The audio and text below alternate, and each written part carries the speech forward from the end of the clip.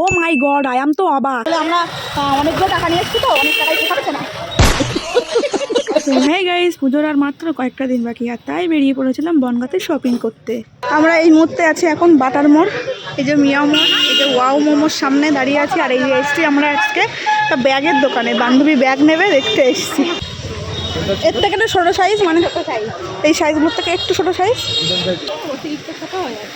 তাহলে ওর পরে আর কি থাকে? এই তোর চোখে কি নেওয়া হয়েছে? ওই ছোট দোকান দেখলে হবে না, এখানে অনেক ভ্যারাইটিস কালেকশন ছিল। এগুলো রেট কেমন না? কোনো অফার নেই, ডিসকাউন্ট? পূজায় সব জায়গায় অফার দিচ্ছে, তোমার ডিসকাউন্ট দিচ্ছে না? অফার চলছিল, বাট আমাদের দোকান পুরো গেছে তখন অফার দিতে পারছি, ওর জন্য অফারটা বন্ধ আছে। আবার নেক্সট টাইম চালু। হ্যাঁ, তোমাদের ওই দেখছিলাম তো অ্যাক্সিডেন্টটা। চালু হলে আসবে খানিকটা।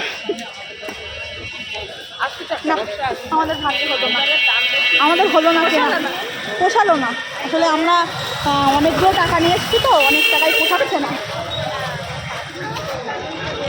চল সামনে চল।